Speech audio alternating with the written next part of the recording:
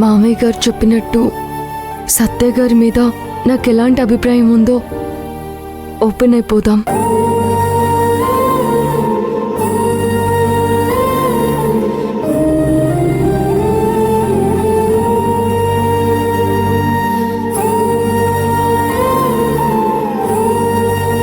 అప్పుడు సత్య గారు తన మనసులో ఏముందో చెప్పేస్తారు కదా. అప్పుడు అత్తయ్య గారిని వదులుకోలేకపోతే కాళ్ళ వేళ్ళ పడైన అత్తయ్య గారి మనసు మార్చొచ్చు. సత్య గారికి నా మీద కన్నా అత్తయ్య గారి మీద ఎక్కువ ప్రేమ ఉన్నా పర్వాలేదు.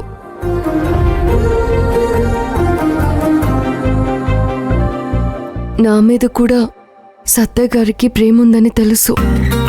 అది సత్య గారి నోటితో వినాలి. నాన్న చెప్పింది నిజమే. అమ్మను బాధ పెట్టకూడదని మంజుని బాధ పెడుతున్నాను. ఈ రోజుతో దీనికి ఫుల్ స్టాప్ పెట్టేయాలి.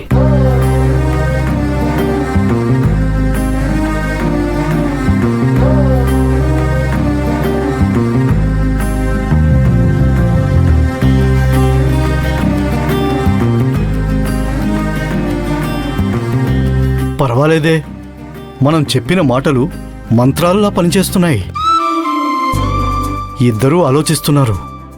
కడుపులో ఒకటి పెట్టుకొని పైకి ఇంకో తీరుగా ఉంటున్నారు. అమ్మా, ఈరోజు మీ ఇద్దరిలో విషయాన్ని విషం కక్కిచ్చినట్టు కక్కిస్తానుగా.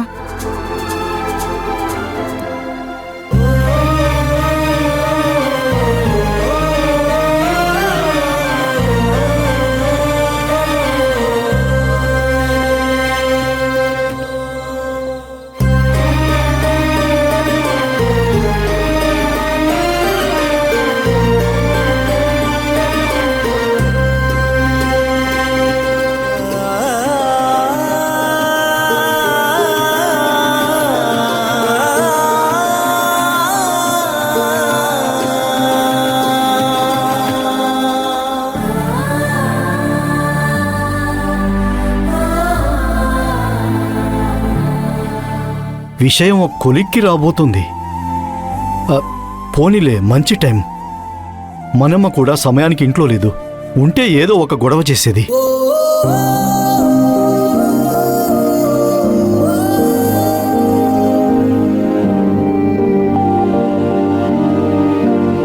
మీరు చెప్పుకోవడం ఏంటో గానీ టెన్షన్తో నేను చస్తున్నాను.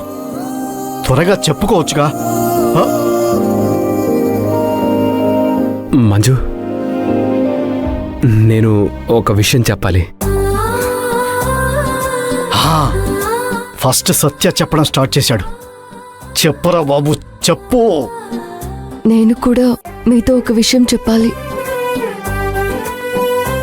అది ఇప్పుడు మంజు కోర్టులోంచి బాల్ కదులుతుంది. లేడీస్ ఫస్ట్ అంటారు కదా, ముందు నువ్వే చెప్పు. లేడీస్ ఫస్ట్ అనేది ఇంగ్లీష్ సామెత.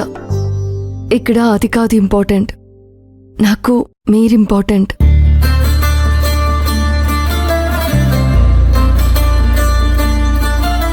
భార్యాభర్తల్లో భర్తే ముందుండేది. భార్యాభర్తల్లో అని నువ్వన్న దాంట్లోనే ముందు భార్య ఉంది. అందుకే నువ్వు ముందు చెప్పు. అబ్బా, చెప్పే దగ్గర కూడా ఇంత టెన్షన్ అవసరమా? చెప్పు, చెప్పమ్మా.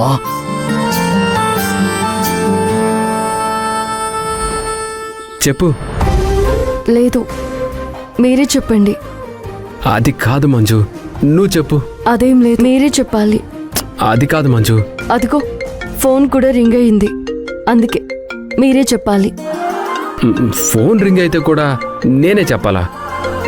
అయితే ఫోన్ కట్ చేస్తాను. కుదరదు, మీరే చెప్పండి. ఎవరో ఒకరు చెప్పండి. టెన్షన్ తట్టుకోలేక చచ్చిపోతున్నాను నేను. పర్వాలేదు, లిఫ్ట్ చేసి మాట్లాడండి.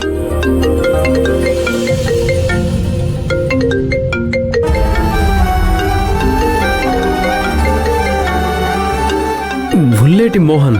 ఏం మోహన్? ఇతను నీకు తెలీదు మంజు, నా చిన్నప్పటి ఫ్రెండ్. చాలా రోజుల తర్వాత ఫోన్ చేస్తున్నాడు. మాట్లాడండి.